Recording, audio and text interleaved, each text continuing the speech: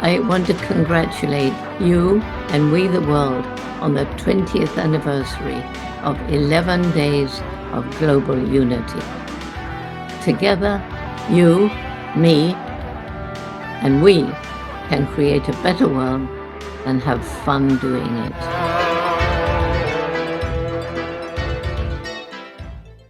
Thank you, Dr. Jane Goodell, for helping We the World and all our partners to celebrate over 20 years of 11 days of global unity. And thank you for joining us. Welcome to the 11 Days of Global Unity Summit, featuring visionary leaders and activists, profound dialogues, and bold calls to action. We are promoting the hashtag urgency for action. That's urgency, the number 4, and then action, hashtag urgency for action. We are using that in all our activities. My name is Birgit Ben-Eli, and I'm the Director of Strategic Engagement and International Outreach for We the World. Today, I'm excited that we will be joined by Sande Hart and Aina-Nia Ayo'dele, who will be talking about the evolving role of women in the future of the world for the theme Women as part of the 11 Days of Global Unity Summit. For the full 11 Days Summit schedule, you can register for free by going to 11daysofglobalunity.org. 11 is a numeral and 11 days of globalunity.org. There you can see all the 11 Days Summit broadcasts. And at we.net, you can take action with the 11 campaigns for change, subscribe to Trans Magazine, and you can make a contribution to support all this work by going to we.net/donate. Thank you so much. Before we bring on our extraordinary speakers, I want to acknowledge some of our amazing partners who we support and collaborate with during 11 Days of Global Unity and all year round. The UN International Day of Peace NGO Committee, Peace Day Philly, the Unite for Peace Coalition, which includes Unity Earth, the Sign Network, One World Rising Global Power, We Rise as One, Hubcast Media, The Awakening World, We the World, also Climate Week, the Deep and Rapid Transformation Convergence, Pause the World for Peace in Times Square, and Pace e Bene Nonviolence Campaign. What an amazing movement representing literally millions of people working to achieve global unity, all working with We the World and the We campaign of we.net. Now let's bring in our host, Rick Ulfik. Rick Ulfik is the founder of We the World at we.net and the co-creator of 11 Days of Global Unity. Welcome to the broadcast, Rick Ulfik. Wow, thank you, Birgit. And thank you all so much for joining us. Welcome to the 11 Days of Global Unity Summit. I am really excited to bring into the conversation two remarkable women, Sande Hart and Aina-Nia Ayo'dele. I would like to bring up how we are living in a time when in the USA, there has been an erosion of civil rights, the rule of law, democracy, and freedom, which is harming millions of people in the US and also around the world. We see powerful special interests expanding a culture of us versus them and intolerance to gain and hold onto political power. This moves us away from the idea of we consciousness and partnership culture that our partners and friends like Rian Eisler talk about. And of course, this crisis hurts millions of women in a variety of ways. For example, in the USA, there have been major funding cuts to the CDC and the National Institutes of Health that harm families and especially affect gender-based care and research. Also, the rollback of the rights of women to make their own health decisions. Immigration raids are terrifying, detaining and separating families. Also, the growth of misogyny sometimes is expressed by some of the most powerful men in society. And let's not forget the effects of US policies harming women around the world in conflict areas like in Gaza and Ukraine. And the Boston University School of Public Health professor Dr. Brooke Nichols estimates that funding cuts to the agency USAID since January have already caused more than 330,000 deaths worldwide. Many of these people were living in poverty and were denied access to the food and medicine that they needed to survive. On the other hand, women are achieving new society-wide recognition as political leaders, business leaders, and peacemakers. Women are standing together to speak out about injustice and inequality, as we have seen with the Epstein survivors coming together, calling for the release of all those files. Now that I have stepped down from my soapbox, let's hear from our guest speakers, Sande and Aina-Nia. Could you please respond to any of the things that I've been talking about?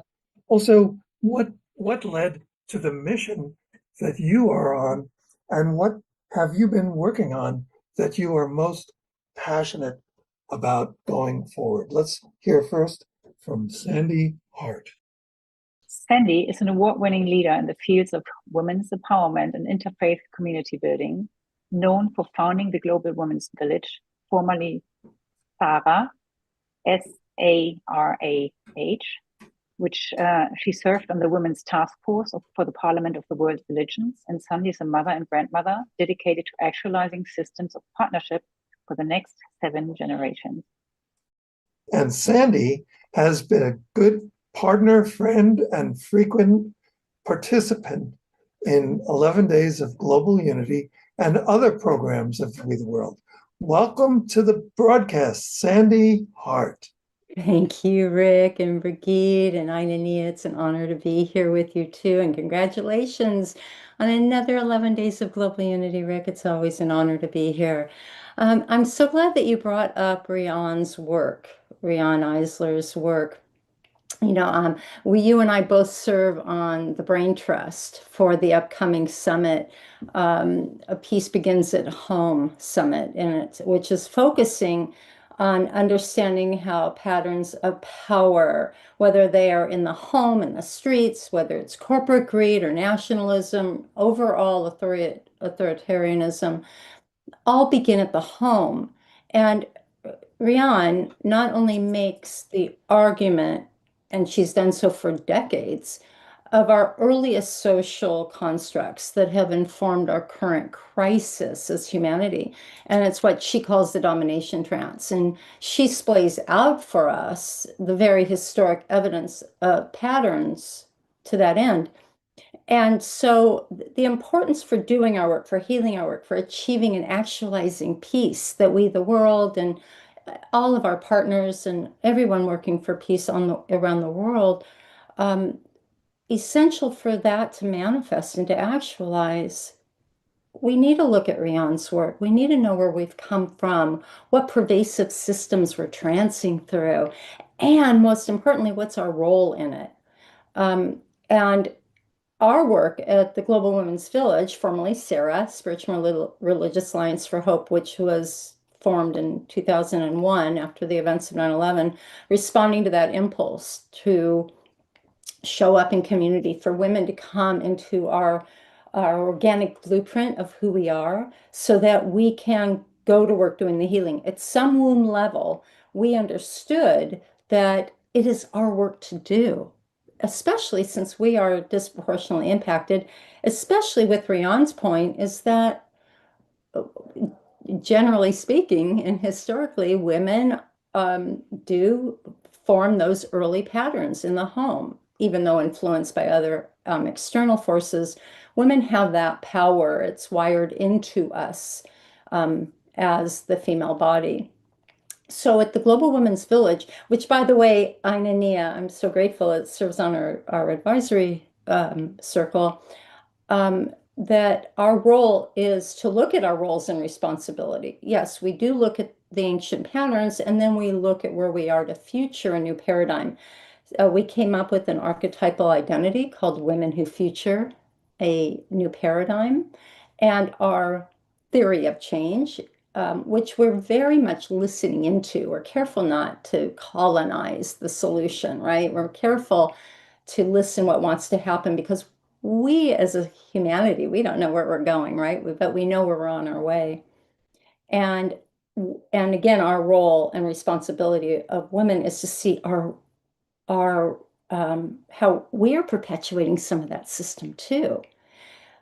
And so how we identify a woman who features a new paradigm, generally speaking, is she's not interested in power over, she's not interested in victimizing, she's not interested in shaming or blaming, right? We had a look at where we have come from to know where we are, make sure we are looking at those patterns. So that's what we do. We want to shine a light on those patterns, see what our role and responsibility into that, and pick up the staff that's been handed to us right now in the shift of the ages and say, Mother's here. It's that mother love.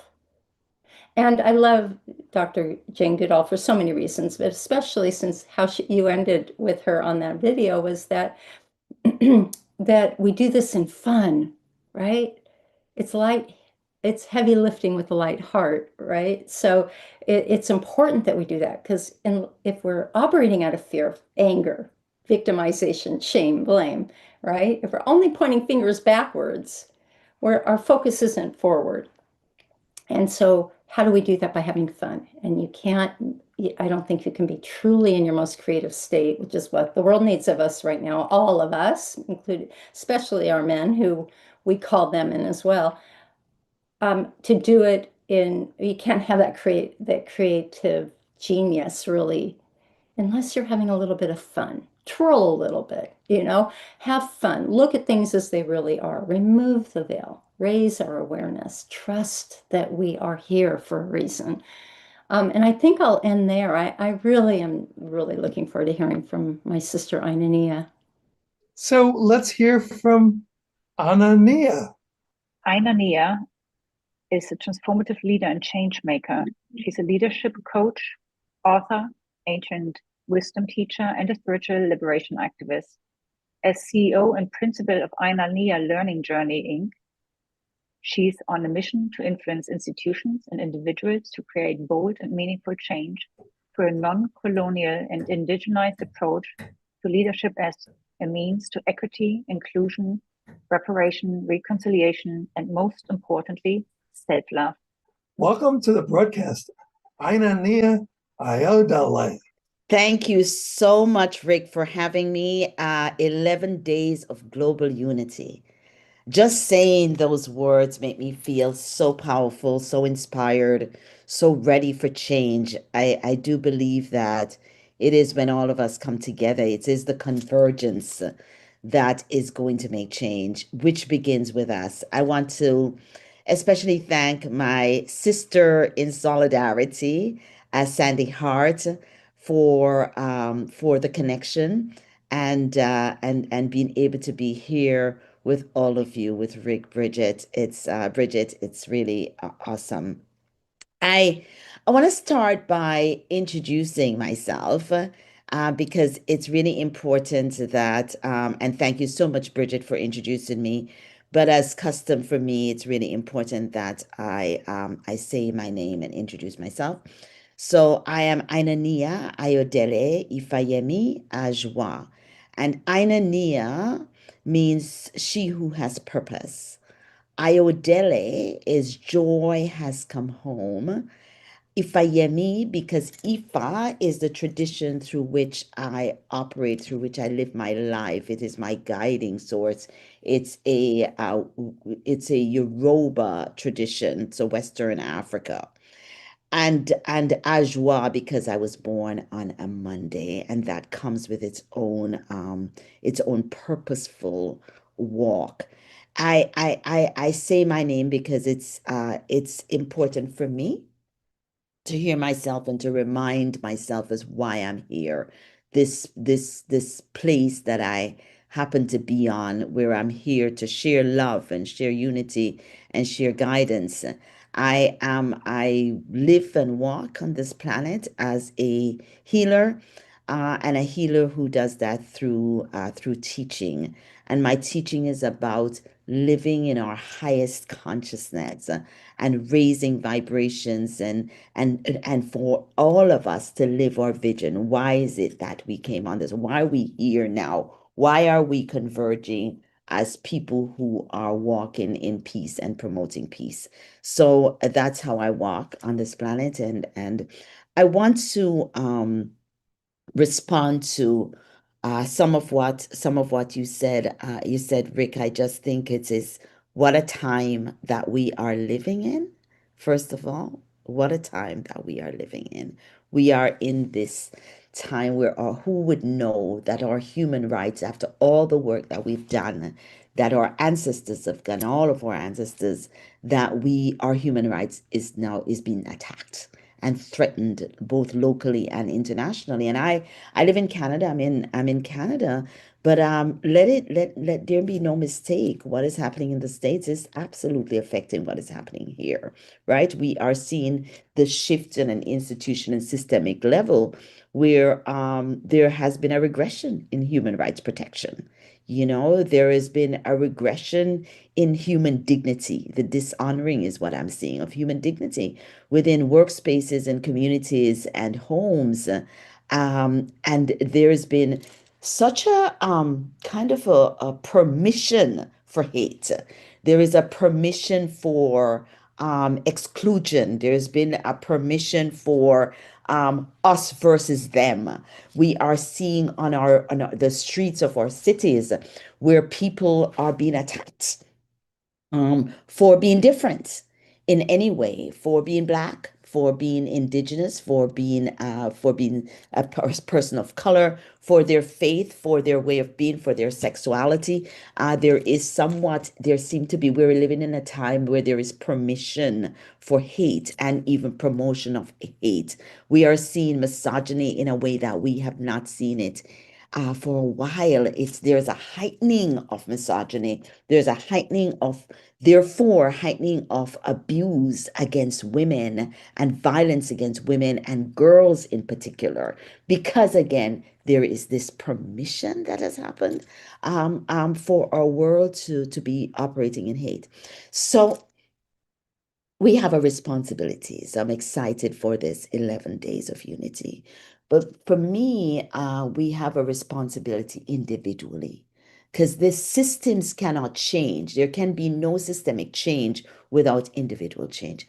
So I know that we have a responsibility for peace within ourselves. So many years ago, I mean, my bio will talk a lot about some of the work that I've done around anti-racism and anti-Black racism and anti-Indigenous racism in institutions. So lots of my work has been in institutions with leaders in government and other public sectors. But in 2012, we started some work around Women for Peace, is what we called it. And the intention has always been to shift the idea of violence, to disrupt violence, to prevent violence personally within women's sphere by teaching women how to be empowered in themselves and teaching them how to giving them the tools to bring inner peace to themselves. And in 2024, when I was getting a lot of calls and there was so much conversation about what was happening in Gaza and in Congo and in Sudan, and how do we bring world peace to our lives. And I heard very clearly through spirit that we needed a movement that was promoting individual peace. That it wasn't enough for me to just have a Women for Peace Day on International Women's Day, but there was a movement that was required so that individuals could start to learn how to bring peace to themselves and then bring that out to their homes and in their local communities and so on. And so, like a ricochet. And so that's where I think that a lot of our work needs to be while we continue to do advocacy for world peace. But from my vantage point and where I am wanting to partner in this work we're doing is this place of bringing peace to our lives. Daily Peace. I invited Sande, is part of our Women for We spotlighted Sande for Women for Peace to just talk about the way that she brings peace to herself and therefore then brings peace to the global movement, the global women's village that she leads and holds. And so that's where I'm hoping that we can get to, where we can become really understand and promote peace within our own lives so that peace then can vibrate externally and to the world. And we cannot, even in doing that, be silent on what is happening across the world, but we will be stronger in ourselves to do that. I'm going to pause for now, this so that we can have a little more conversation, but that's where I want to begin this morning. Well, thank you. Okay, let's have a roundtable discussion. Please respond to what anyone has said, and especially, can we have a call to action as you were just saying, Aina-Nia? We could start with Sande if you want. Thank you. I'm so inspired by everything you just said, Aina-Nia. Starting with your expression permissions, that we have allowed culturally this normalized condition of power over, and it was a slow drip over centuries, and now it's accelerated and warp speed because we are allowing it, right? I mentioned earlier our theory of change, and the starting with these normalized conditions of domination to normalized systems of partnership and reverence for one another. I also love that you really spotlighted our individual responsibility. That's, as you know, the same with us at the Global Women's Village, and what a woman who futures a new paradigm is interested in, our own internal work. We can't do that, and we can say we want peace. We can go out into the world and promote programs and support programs and host programs and say the right things and be in the right circles. But if in our home or in our mind or in our heart we're not 100% there, that we're going to constantly be recycling these old systems of domination. And I like to believe, and thanks to the work that Rian Eisler has splayed out for us, and that I have had the honor of looking at closely with Rian, is seeing my role in that, right? And that starts with looking at the generational trauma and patterns of trauma, big T and little t trauma, but recognizing the sister wound, right? And doing that work. Aina-Nia has seen me in my sister wound before and worked me through and loved me back into healing years ago when we first met. It was just such a model. And this is what we could do for one another. We model what that peace, inner peace, really looks like. We also, and I took notes, as I always do when I listen to you, I'm going to emphasize also heightened level of awareness. Pay attention to our behavior patterns. Pay attention to the choices we're making. Pay attention to the words we are using. One of the four cornerstones of Dr. Rian's work is a language and narrative, paying attention to our language and narrative, because this is the words that we use are reflecting our internal world. So it works both ways. The words we are using, we can use those to catch what we really think of ourselves. Anyway, this is my reflection on what you said. I'm so grateful for you. And it requires are being honest, really, truly honest with who we are, lifting the veil of the mask we may be wearing, really getting honest. It's not easy work, but it sure can be joyful, and do it with a light heart. Mm-hmm. Yeah, thank you. Yeah.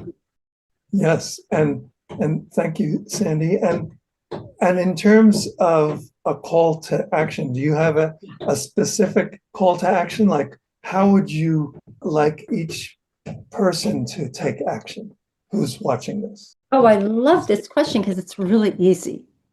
It's really easy. Let's start that awareness practice every day by taking the word just, J-U-S-T, out of your vocabulary. If you've heard me talk before, you've heard me say this over and over and over again, as I will to the day I'm gone.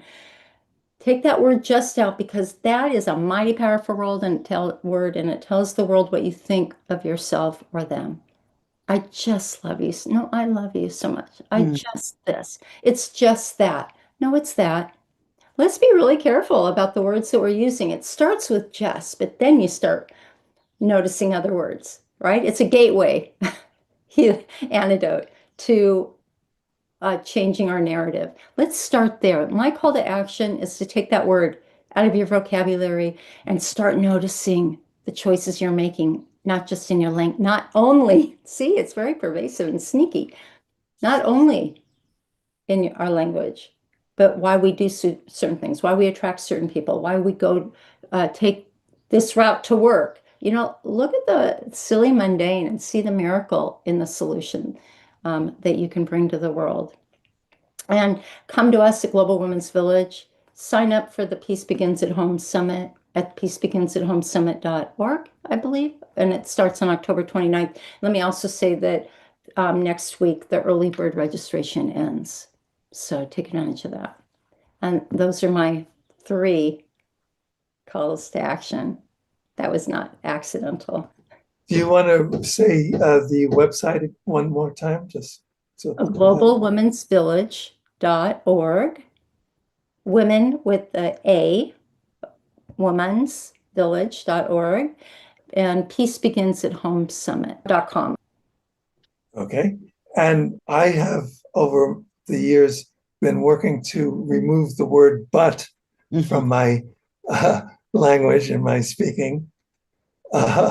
It's not the easiest thing, like you were saying with just, but I just figured I'd mention that. I just figured I'd mention that. You see that? You see? No, it could be a little exhausting, yet these replacement words start becoming normalized. There you go. Yeah. Conscious language. Yeah. Okay, Aina-Nia, a call to action and anything else you wanted to react to during this? So my call to action is to this a commitment to peace within. A commitment to peace within, identifying what brings us peace, because what brings you peace might be different from what brings me peace. But what brings us peace, and repeat that over and over and over again. The higher our vibration is, the more likely we are to be in peace. And when we are at peace, then we can do some of what Sandy talked about, which was so important, that self-awareness. You know, how did that feel for me when I said just? You know, how did I feel for me when I said but? Because that brings a vibration too. And so we start to, this self-awareness is this idea. I teach a lot about the map of consciousness, and how we're feeling, and how that vibrates out, not just for us, but out into the world. So take that word just out. I love it. Take the word but out. I love it. And commit to our peace. Commit to our peace. And I would say compassion is key. Is key. What Sandy was talking about earlier, the sisterhood, where we have compassion for our sisters, where we understand that all of our sisters, each and every one of us, are on our own path, and we're at different places on that path. So even if it irks us and we get upset a bit, pull that upset back a little bit and have compassion Where is that sister at? Where am I at in my own journey? And give ourselves a little grace, a little grace. Um, in terms of, what I have going on to offer, I invite folks that are involved in the 11 days for global unity or involved in the work that Sandy's doing that is so amazing, global women's village that I'm also a part of. Get engaged. Also get engaged. We have a Women for Peace. We are online. We're back online. During the summer, we were doing retreats out, but we're back online the last Saturday of every month. Women come in from all over the world. They can go to our website and just register for our Activating Your Vision series that gives you tool to get on with your vision, but also to live in peace. And we have a beautiful 2-day retreat for those who may be in Toronto coming up called The Healing We Deserve. And it's about decolonizing our healing tools so that we can operate from a place of humanity. Decolonizing to humanize is really what this is about. So come in and join any of these. Engage. That's another call. Can I have 2 calls? Engage in peace movements. Engage anywhere, wherever you can. See where you fit in and engage. Just engage in peace work because you're important. A little mosquito can make a whole lot of trouble. Yeah, thank you. And Birgit, do you have any responses, comments about what you've been hearing? Always, always, always. And what's your call to action at the end? Both of you raised such important aspects of not only where we are, but also where we have to go. And so I don't need to repeat this because the viewers will watch this. I think change, it does start with us. So, the problems are multi-leveled. It's systemic, it's politically, and yet it's grassroots. So, and it's individual. So there are different levels we have to address. And not only that, I mean, so obviously we should center women's voices in leadership. I think that's very important. I think we should challenge structural inequalities. I believe that it's very important also to promote intersectional approaches, uplift marginalized communities, recognize, how gender, class, ethnicity, sexuality, disability intersect. And I think another important point would be probably accountability. And as both of you mentioned, and both of you are living, invest in movements and peace movements and feminist movements, grassroots leadership, and embed these values, we care about. I mean, solidarity, inclusivity, peace, and as you both also emphasized, this self-awareness, that it starts within us. I think that's very important as well, because if we are at peace, we can also be more peaceful to the outside world. Thank you so much. Yeah, thanks, Birgit. And here's my call to action. It's called the We Power campaign. It's about the power of we, all of us together, millions of us coming together to transform our society so it prioritizes the common good. To help. Yeah, exactly. That's the plan. So to help us launch the We Power campaign, please go to we.net/We Power campaign. So this has been an amazing, inspiring discussion. Thank you, Sande Hart, Aina-Nia Ayo'dele, and Birgit Ben-Eli. Thank you so much. Thank you so much. Thank you. Honored to be here. Thank all of you for watching this and for being part of 11 Days of Global Unity. This is our 21st anniversary. Amazing, right? Jane Goodall was there for the launch and working with us all during this time. To get involved, please go to we.net. It's all about we, right? And this is a W for people who don't know. So let's go from a me society, which is an M. I guess you start there, like with self-love, and then you progress to the we society. And that's why we launched we.net. So together we can create a world that works for all. Thank you. Thank you so much. Thank you.